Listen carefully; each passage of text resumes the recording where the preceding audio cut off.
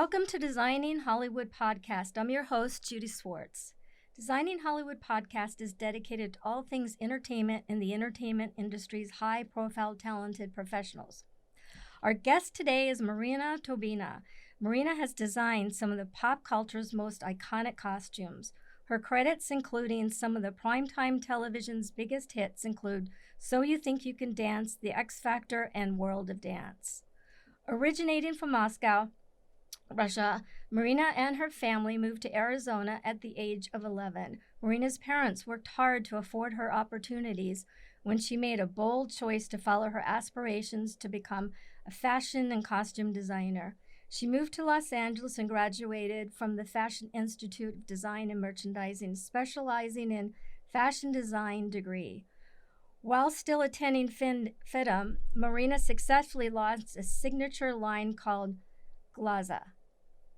Since then, she has won 5 primetime Emmy Awards for her costume designs. Her award-winning work includes her designs for viral Super Bowl 49, halftime show starring Katy Perry, and Fox's popular celebrity-filled singing competition, The Masked Singer, and which she and her team have created an assortment of unique theatrical costumes across 5 seasons for likes of Dionne Warwick, Donny Osmond, Chaka Khan, Seal, Patti LaBelle, Joey Fontaine, Bella Thorne, Raven Simone, Terry Bradshaw, Jesse McCartney, and Leon Rimes. On top of this, she has created designs for some of Hollywood's biggest music artists, including Carrie Underwood, Selena Gomez, Juliette Lewis, Ariana Grande, Pink, Shania Twain, Taylor Swift, and Usher, just to name a few. Please give a warm welcome to costume designer Marina Toybina to Designing Hollywood Podcast Show. First of all, I just want to say, in my world, you're considered a triple threat. Brains, beauty, and talent. Just saying. So excited to meet you. So excited to be here. Thank you. So Marina, can you tell me more about how you got your start in the industry?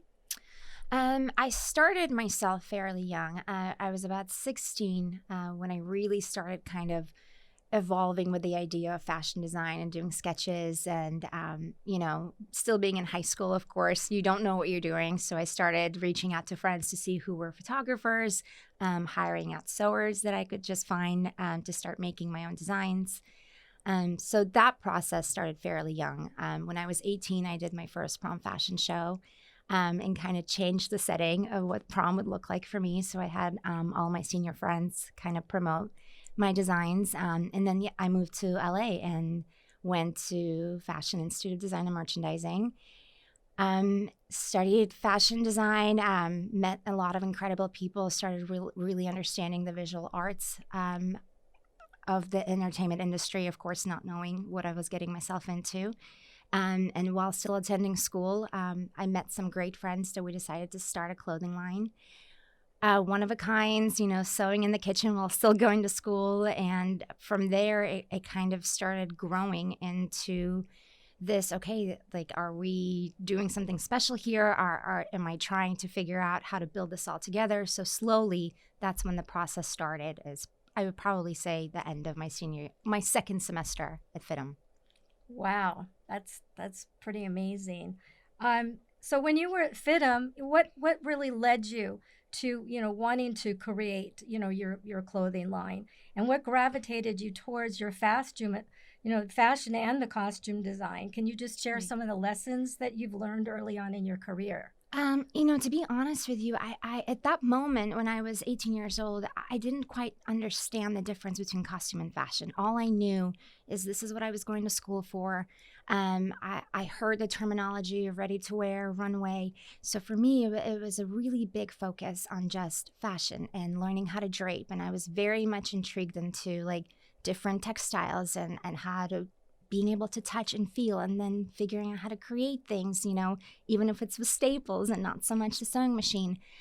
So from there, at the time being, my partner and I decided to split up, and he was going to do the male side, I was going to do the female side, and we started kind of balancing off each other, figuring out new techniques, making up our own different ways to start creating pattern making.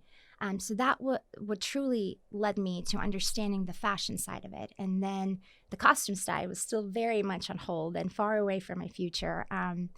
So we started exploring, working with different stylists. I remember spending nights looking at Model Mayhem, figuring out who were the local photographers, the stylists, which models could we use, how can we create trade? You know, at that time, financially, everything is, you know, kind of self-supporting. So it's like while going to school, I was working 3 other jobs that had nothing to do with what I was going to school for. You know, it was just getting by. So whatever little bit of extra cash we had, we went to different fabric stores. Couldn't even afford fabrics downtown. You know, we had to go and find different fabric stores back in Phoenix that were selling fabrics by the pound rather than even what we're used to now. So from there, that's where I think, like, through trials and tribulations, the fashion side grew. So then, you know, once we started kind of exploring and designing tons of different pieces for celebrities and their stylists, you know, that's where it grew to us being invited to different runway shows, whether it's showcasing New York or San Francisco. Once again, we funded everything ourselves. And this time you have to think we're like 19, 20-year-old kids, you know. So for us to go to New York and not really knowing anybody there, the trick was, you know, we stayed at someone's apartment we've never met just to be close to the place that held our show. Don't even remember if some of our boxes arrived on time. So it's those little moments that I think truly got me started in the fashion world. And from there, that's how FIDM helped me facilitate all those things. Just, you know, I remember asking for help from teachers, being able to ask kids and students as to how to do this. And, you know, that's where, like, I stuck around for a few years being in the fashion world. It's amazing. You know, it's interesting listening to you talk about this, because the word entrepreneur keeps ringing in my ear as you're talking, because that's a true entrepreneur. That comes from the gut and the soul of figuring out how to get to the next step. And especially when you don't have any money and you're cold calling and you're doing all those things. And so it's important for, you know, young kids to know today that it's not really, hasn't been really given to you. It's something that you really had to work hard for and you know, and struggle, you know, and that's really what it takes. And that's real entrepreneurship. So that's amazing. I love that story. So you touched upon, you know, a little bit of your versatile, you know, with the music videos and the concerts and fashion editorials and international runways. And as a costume designer, how do you go from, you know, one to another? Like, how does your brain work where you can really switch like that? Because that's rare. You know, I think because I've had such a plethora of opportunities, and those opportunities, majority of them, you know, I went after myself. I've had the line for a few years, and that's what taught me the understanding of fashion. That's what taught me the market, you know, how to construct, how to really understand couture, how to understand hand craftsmanship. Then when that started graduating into doing dance and performances and started getting involved with tours, that started slowly crossing over into costume design. So I think until this day, I combine everything that I know. I don't think my brain ever really skips from one to the next level. I think it's all art to me. And whether it's wearable art or constructed art or, you know, anything that has that technique behind it, I was able to utilize everything I knew.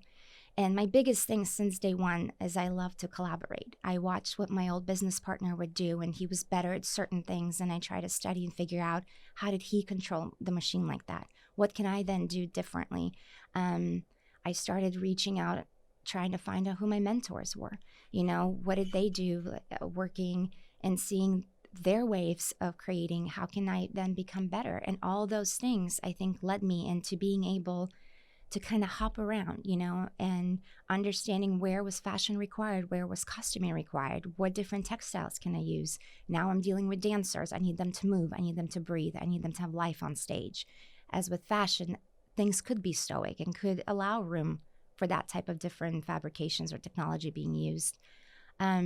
So I think for me, it's just being able to kind of combine everything I've ever learned, and until this day, still learning how to figure out what's needed of me, what is my service, what is my art, and how can I bring that to life. I love it. It's very authentic. It's fantastic.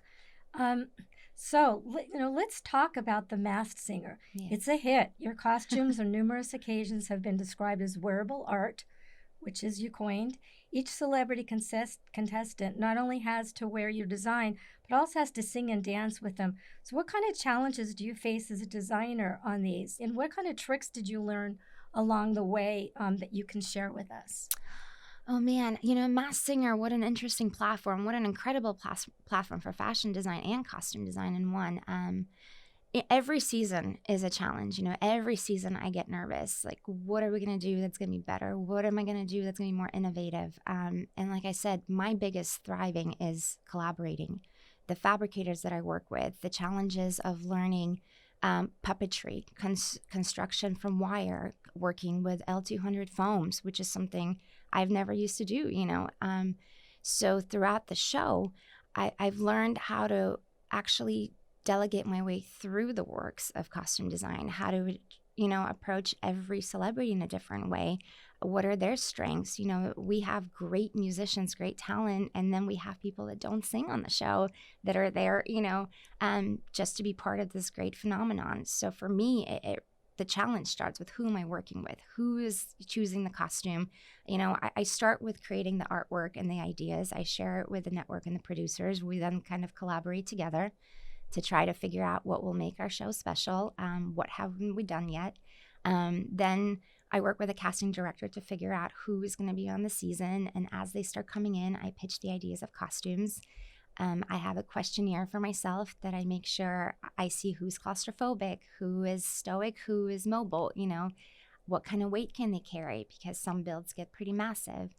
Then I go back to my team and we start figuring out what special effects can we use, what buttons can I push, how can we make the show more exciting. And the entire process takes us about 2 to 3 months to put together. And my biggest trials and tribulations happen in fittings. I think I try on the masks myself to make sure as we're building them that everything as it should be. I'm so little, so can I carry on the mask and the costume to where then I know I have my expectations and what's ahead of me.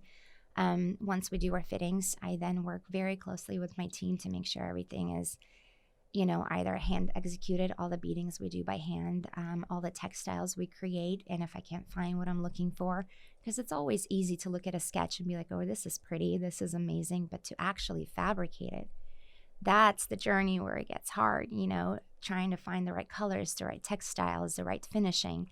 I just started learning a lot with 3D printing design, which I thought I'd never do for a competition show, and it kind of entering that world of film and bringing those costumes to a reality stage like ours. So my challenges are never ending. Yeah. Oh my God. I'm listening to you and I'm like, I think I'm going to hang up my shoes now. I mean, it's crazy. How your brain works, honestly, is insane. It's I would never even know how to even to begin, doing anything like you're doing. I mean, Emmys aren't even good enough for you. I mean, I think this is Academy Award time because seriously, those costumes, and this is, well before I was knew I was going to do this with you, but I look at those costumes, I'm like, how does somebody do those? I mean, I'd been in the industry for 40 years and I could never even imagine, the sketches and then working with the team and everything that you're talking about is pretty amazing. I'm really I'm honored to be sitting here with you. Thank you. So do you have a favorite from The Masked Singer that you have created? What was your favorite costume that really just drives you when you think about it? If you would have asked me that season 1, such an easier question. Now that we're in season 5, there's just so many. I think season 3, were some of my favorites because I really got to explore just very new techniques of building. Ladybug, I believe season 2. Season 3, we had the white tiger and the kitty, where I really brought in the historic elements of Egyptian wear and trying to figure out, doing tons of research, how to get my coloring right, how to work with height, building a 7-foot costume and making it look like an Egyptian god, working with burlesque and doing tons of research and, getting our beading correctly, getting our feathers right, like what not to use, what kind of silks could I not incorporate because that wasn't part of, the actual world of burlesque. So I think season 3 to me as a whole were probably some of my favorites. But of course, there's just so many to list. But I think when I get more hands-on, when it's more fabricated, more draping, more kind of sitting on the floor, really staring at my costumes over and over again, that's when I really get excited. Yeah, it's amazing. So I wanted to ask you something on this. Do you sleep? I thought I did until I had my 2 kids, and now it's a whole other game park, how, trying to be a mom and still do what we're doing. But I do. I try, even if it's a few hours a night, I do try to maintain self-care and stay as sane as possible. I think it's very important, even with a show like The Masked Singer, my world is intuitive. So there is really no time to create these costumes or have mistakes, or have the luxury of doing pattern making just for samples or, testing out our mask. It's one of those things that every single day my calls are from my gut. What are the best things that we can do in such an ample amount of time? So for me, when I do come home, I try to have that be like my secret place. And sleep is important. Yes, no, it is. I'm like, oh, where does she sleep? One of the things you touched upon that I think is really important is you're intuitive. Yeah. Going, with the intuitive, because I think that a lot of designers, we have a sixth sense of being intuitive, and we kind of go with that intuition. Right. And so how often do you go with your intuition on everything you do? For a Right. season, for instance, and you're doing do you get like a vision of something and then you feel really strongly about it and then you move forward on that? Even in the very beginning stages of creating characters for each season, I get very excited. And when I'm excited, I'm inspired. And when I'm inspired, my brain works fast. It's a really interesting process that I wish I had that in everyday life. But designing from intuition to me is being able to make calls that have room for change. And in the moments, being like, if I cannot find the right textiles, if I cannot find the right basis to start my garments, I have to think extra. If we got this instead, what can I do? Can we dye this? Is this something that I can then texturize into my own, my own vision that's already on the artwork? So it's kind of one of those things. I trust myself. I trust my team. I'm not scared to ask questions. Like I said, when I usually design a costume, I'll have it in a dress form. I go all the way in the back of a room. I sit down on the floor. I have somebody turn it around to make sure that I can see what others either can't see, or are we doing something too much where right away it screams at me that was the wrong call. And I really just, even when it comes down to fittings, I listen.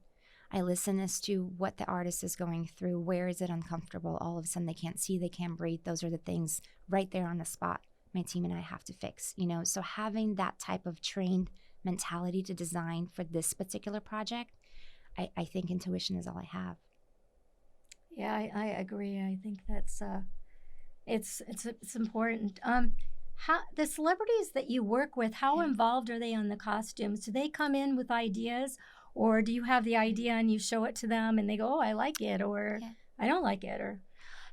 I've had both worlds. Majority of the time, we have kind of like a library of costumes ready to go to present whoever's being casted on the show.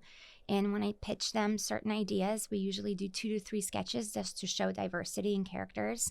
Some of them love something right away. And also, I do know who's being casted for the show, so I'll do my own research. I'll figure out where are they coming from. This is a hip-hop genre artist. All right.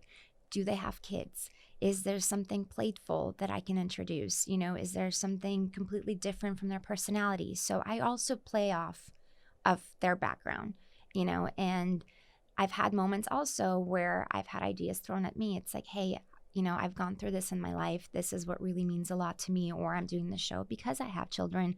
I would like to have more of a playful, fun costumes. So those are the ideas that get exchanged in our first initial call. And I just get excited about it. Sometimes I'm stumped and I'm like, we're going to create a what?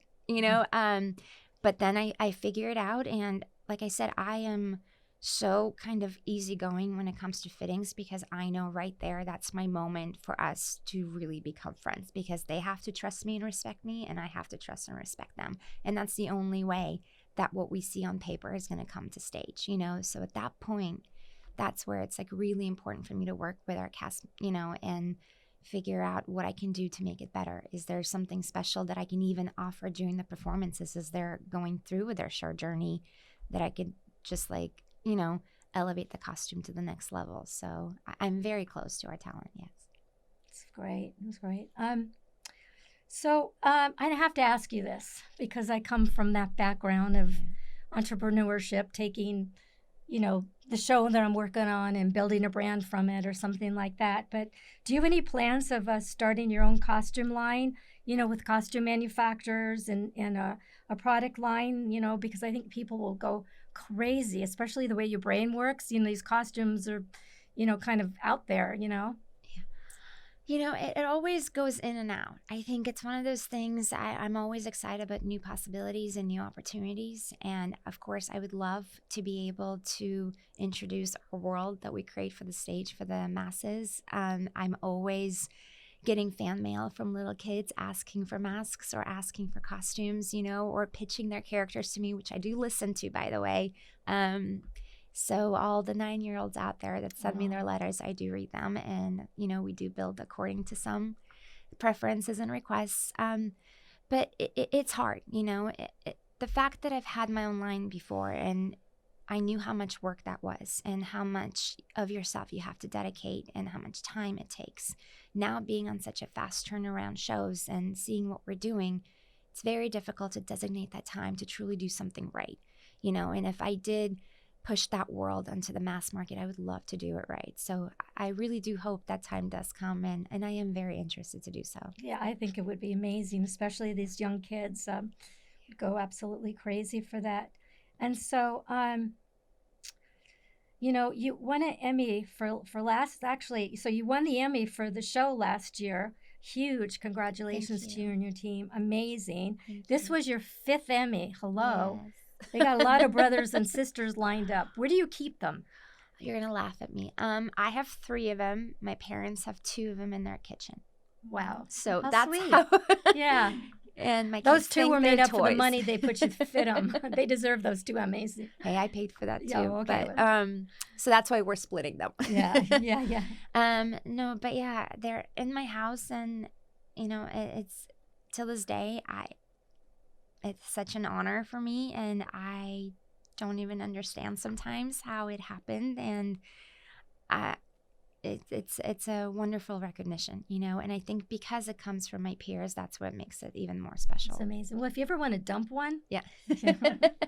But okay, so just talk to us a moment about when you got your first Emmy. What was that like for you? Because I mean, that's incredible. You're up for an Emmy and then you win. I mean, what happens, You're not going to believe my story with the first Emmy. That was my first time doing television. X Factor was the first TV show that I got the opportunity to design for. And when I got the call from a dear friend of mine who was the creative director hired on the X Factor, and he was like, hey, I pitched you for this job.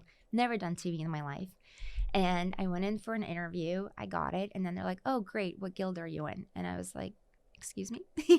And so I had, I believe, 48 hours to figure out how to get into 892 in order to be able to work on the television. So I called everyone I knew, please, this is what I needed, letters of recommendation. Thank God I had something that, had the credit of a costume designer, which was a non-union job. So I went in, whatever money I had, I joined the guild, went back to the X Factor, said, here, wow. I am a member, I can do this. And I remember my first day on the job, I sat there all day long in a trailer. I had no idea that you're supposed to hire a team. I had no idea that I was going to have a supervisor. It's a brand new world to me. So all I knew is I knew how to design. So from that point on, things slowly kind of started building themselves. And when the season ended, we were 2 days away from the ending, I think, of the submission period. And my supervisor called me. She's like, did you submit? And I'm like, for what?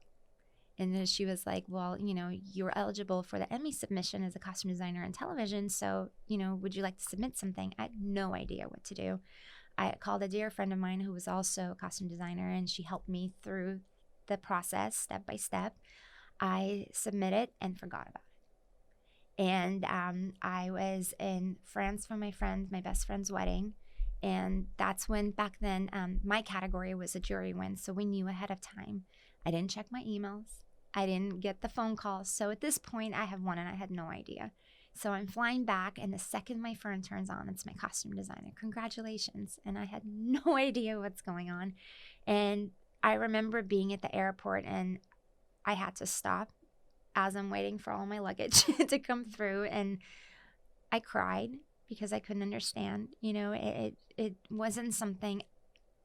I never did what I did in order to receive something. I never understood that this type of work could even get this level of recognition. To me, watching all the award shows that I've ever designed for on the music platform, I was so happy for my artists because I saw what a big moment it was. I never thought that was for me, that I would ever even dream of or get to the place where I can hold one of those, So I think that was a moment for me of vulnerability, and just I was happy. I was somewhere in a foreign environment that I couldn't really be even with my peers because it's something I had to process. So my first call was to my parents, and till this day, I think that's probably going to be the most important, special, and way, side-wide win for me because it was so unexpected. And, it was for something that I gave it my first time. And I remember even on X Factor, the challenges were, we were doing 150, 300 costumes a week.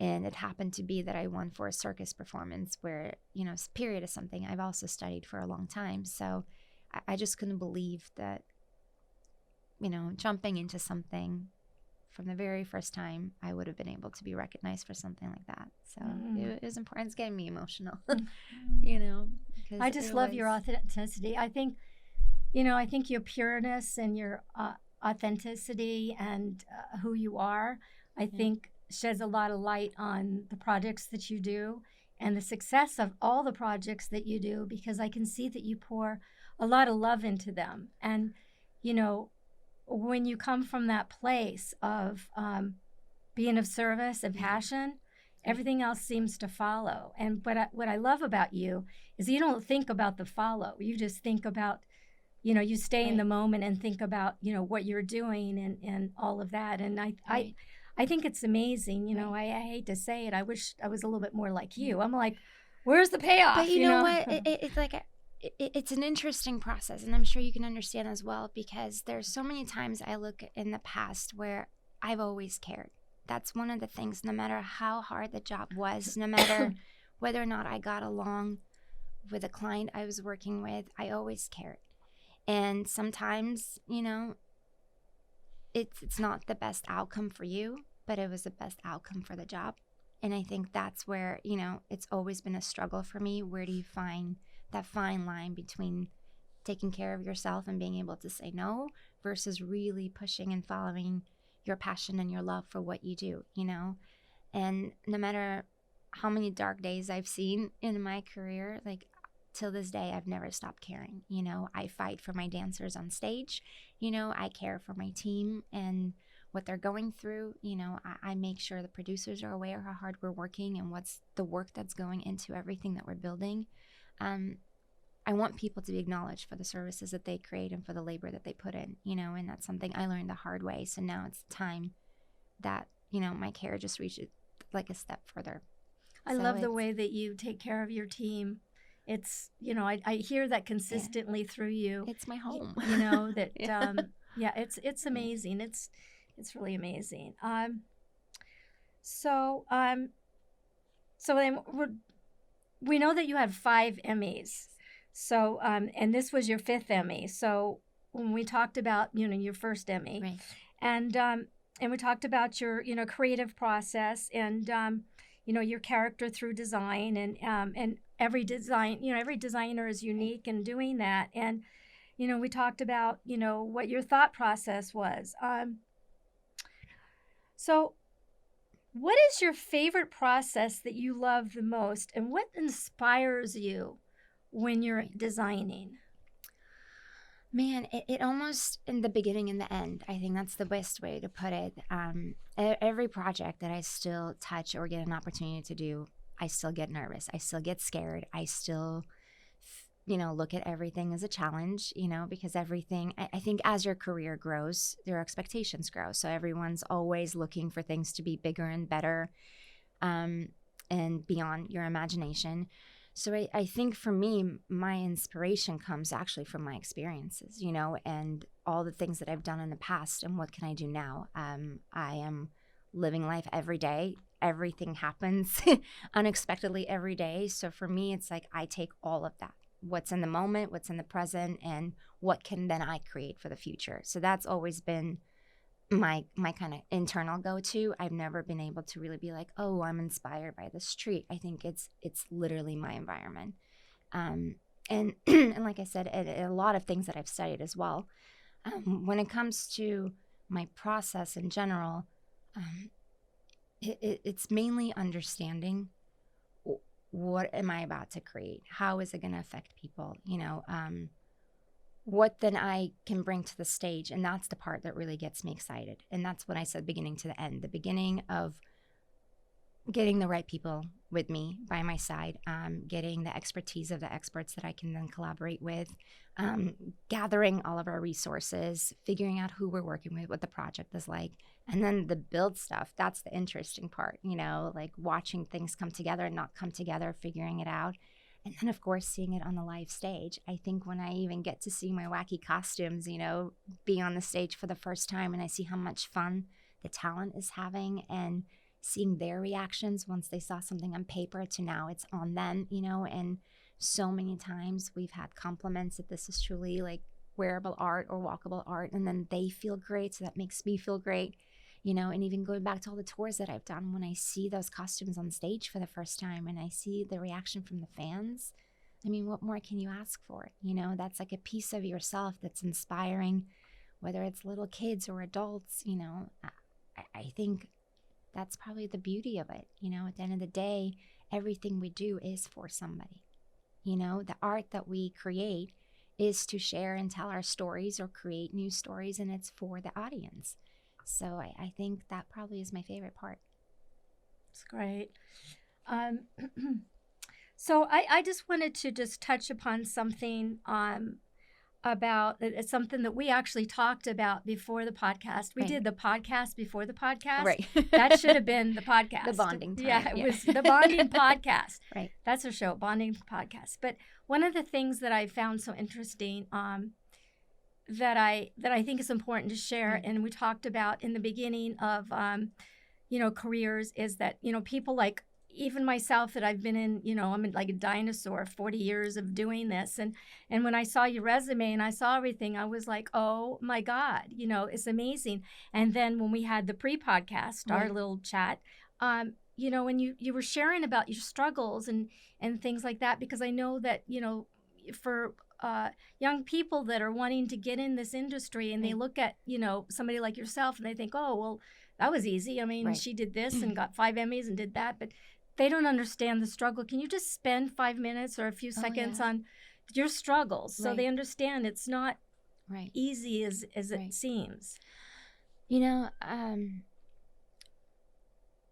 general, the choices that I made and the career choices that I made, I now can look back and say all of that I've done for myself. I left right after high school in order to pursue something I liked. I didn't know that was going to be a career. I didn't know that where I was going to end up, but it was something I did for me. So when that happens, you don't have anybody to fall on. You don't have really hands that you can ask for help. Those are your decisions. These are going to be your educational experiences. These are going to be your friends that you're making and how to, help you evolve. So for me, I didn't think I had a plan. I didn't think I had a plan B. So my choices were to keep going. My inspirations were to keep pursuing. And no matter how hard it was, like I stated when I went to FIDM, I had 3 different jobs. I worked at a hair salon. I worked as a waitress. I did everything I could so that I can go get new fabrics, you know. In 2006, I put on my own fashion show after parting ways with my business partner. I kept Glaza for myself and relaunched it in 2006, and I funded my own fashion show.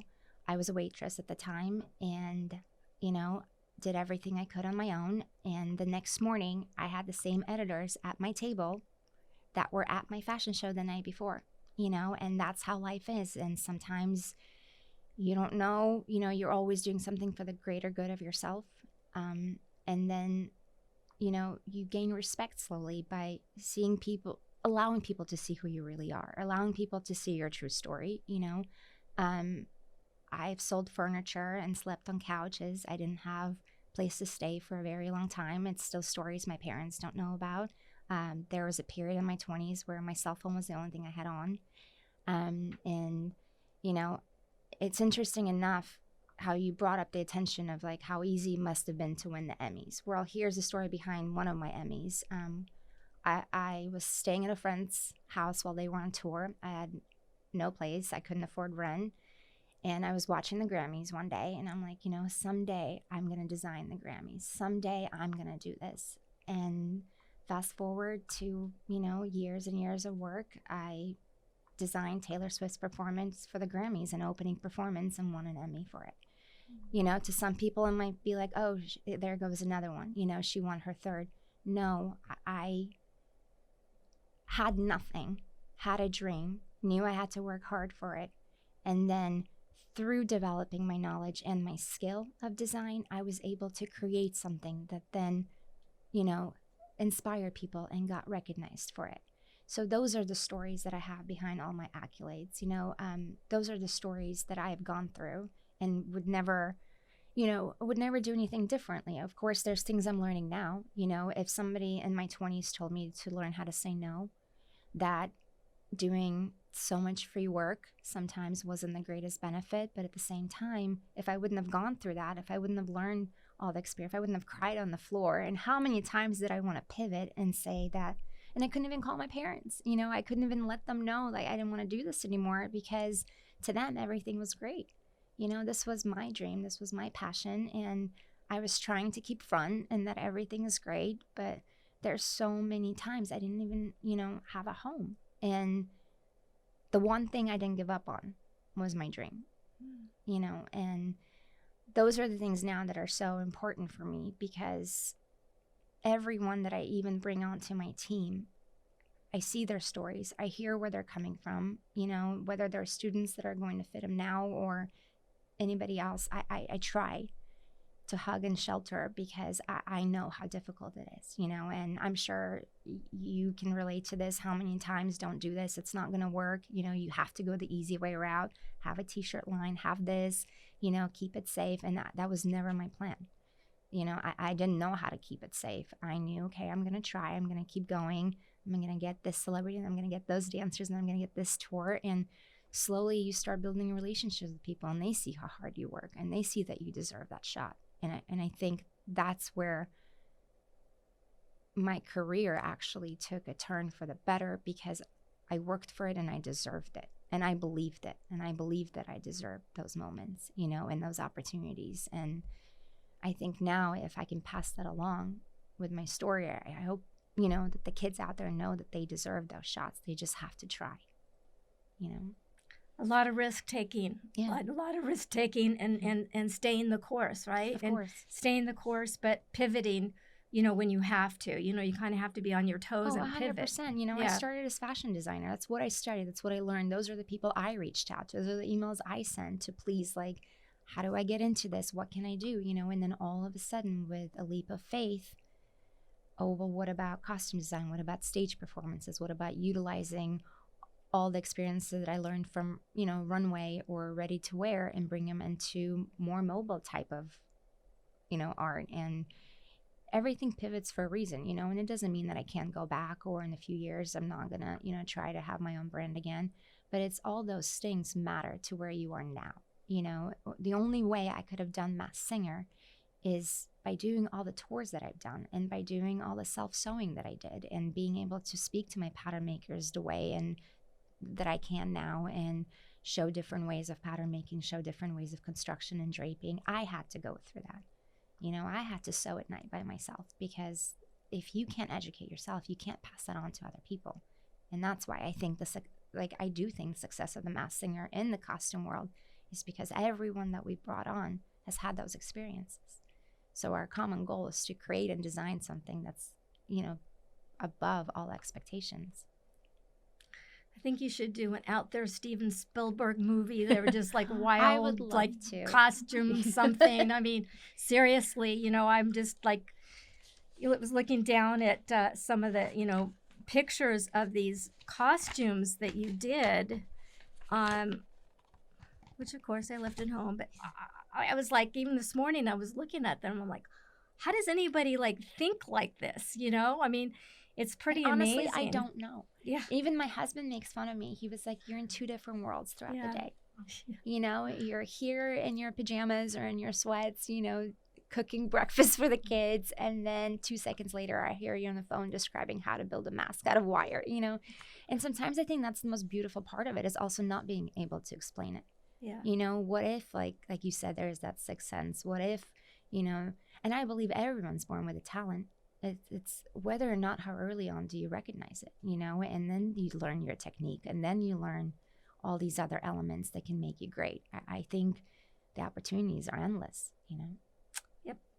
You know, and you just, when I hearing from you, which was a big part of how I got started, is you said yes to everything. Like Yep. you literally said yes. And that's what I tell kids today that call, or, you know, people for advice, that I just take it. If you don't know how to do it, say yes and figure it out. You'll make 1,000 phone calls and you figure it out. And, you know, I think that that the world today, especially with all the social, you know, this technology and all that, I think it's a little bit easier than the way we had it. We were kind of boots on the ground. Oh, I was on that MySpace Yeah. and Friendster and like what else was a model name? Every night. That's all I had. That was my only option. Yeah. You know, we didn't have a hashtag. Yeah. Costume designer or like the Grammys and then you go on. So it's one of those things, like, you have to, even if it's easier now, you still have to find a little bit of a hard way to go through it, you know? And like, even all the yeses, I've cried about them, you know, even though like the opportunity seemed wonderful, I would still at home, why did I just say yes? But because once somebody else saw it, once people that you're working with, you're building a relationship with, something bigger and greater will come. And that's when you learn to finally like have that moment. Do I now say yes or no? Is this going to serve me or benefit me? Is this going to be something that even services the artist that I'm working with? Am I even the right type of a person for them? As before, you had to explore. You had to learn. I didn't know how to make, you know, crazy sharks for Super Bowl. I remember I walked in and I'm like, how do we do this, guys? Never done puppetry in my life, you know? And all of a sudden, that's again what brought me to the Masked Singer.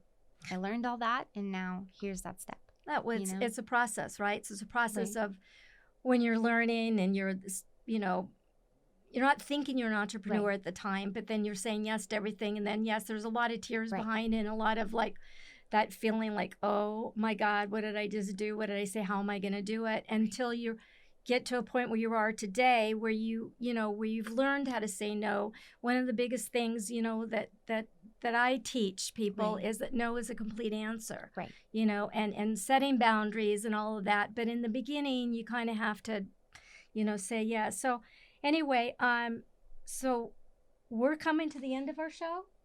Yes? This is so fun. I could keep going on and on and on. But anyway, so, you know, if you had to give just a 2 cents on the advice, you know, for somebody that wanted to get in the costume designing world, you know, just in a brief, you know, brief statement.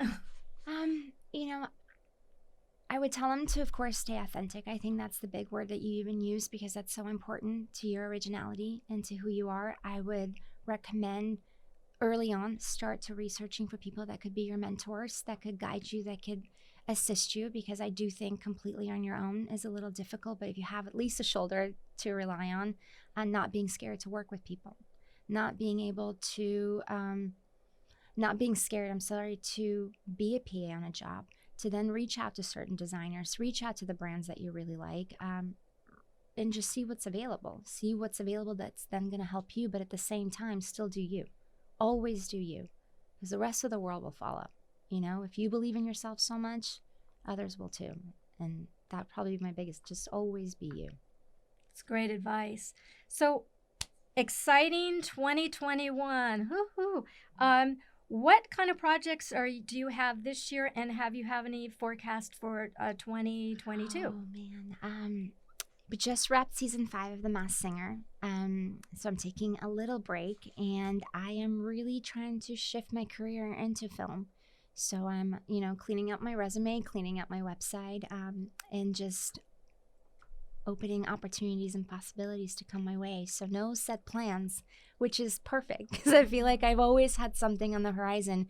And this time I'm really happy to kind of set back, pause, and really figure out what I would like to do for the next step and let those opportunities kind of welcome me and me welcoming them. Did you hear that, Spielberg? So, you have so many fans and everybody loves you, and I'm a total fan. So how can the viewers follow you on social media? I am on Instagram under my name, Marina Toybina, and I'm also on Facebook under my name. I don't go on Twitter. I do have an account. To be honest with you, I'm very old school. Not often present on social media, but I'll always, whatever messages or emails I get, always respond. But yeah. Do you have somebody that is somebody who would like to get a hold of you personally, Spielberg, how they could find you? Do you have an agent? Do you have a... I just recently got signed with Zero Gravity Management. So very new baby to them, and that's hopefully I'm going to open up those doors to the films and the scripted shows I'd really like to explore. And on my website, www.marina, really, I can't see. This is what I don't promote. Yeah. MarinaToybina.com. If you go to the contact information, everybody that's around my little world is listed there for direct contact. But that's pretty much my life. Or if you see me on the street, just grab me. Yeah. Okay. Well, we won't be giving your address today, but anyway, so, I really want to thank those who need to be thanked today. And I want to thank the Designing Hollywood team, founder and producer Martika Abera, and co-founder Marilyn Vance. Marilyn, Mariga, our wonderful guest, Marina Toybina.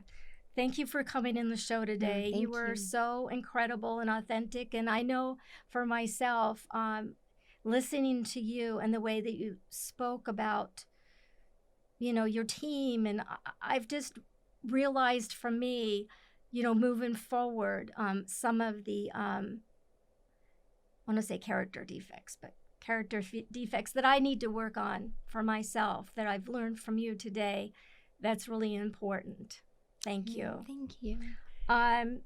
So let's see. And I want to thank our sponsors, Vincent LaPaz with the accredited Los Angeles Performing Art Conservatory. My family calls them Judaism. So, and Santa Monica, which provides training in acting, screenwriting, and filmmaking for beginners and advanced artists. Thank you to all our viewers for tuning in. Be sure to follow and subscribe to Designing Hollywood podcast for past and current episodes and future. And you can always follow me at judybswartz.com, and my Instagram is judybswartz. And hey, thank you. Thank you so much for having me, guys. Yeah, truly an honor. Really great. Thank you. Thank you very much. Thank you, Judy. Okay, thank you. Thank you to our sponsor, Gardena Cinema. Gardena Cinema is the only old-fashioned single-screen standalone neighborhood movie theater still in operation in the South Los Angeles area. Owned and operated by Judy Kim and the Kim family since 1976. Gardena Cinema has been able to transition to outdoor cinema in the parking lot for an intimate drive-in experience, and has hosted movie shoots, music video shoots, and still photo shoots for an authentic vintage-looking location.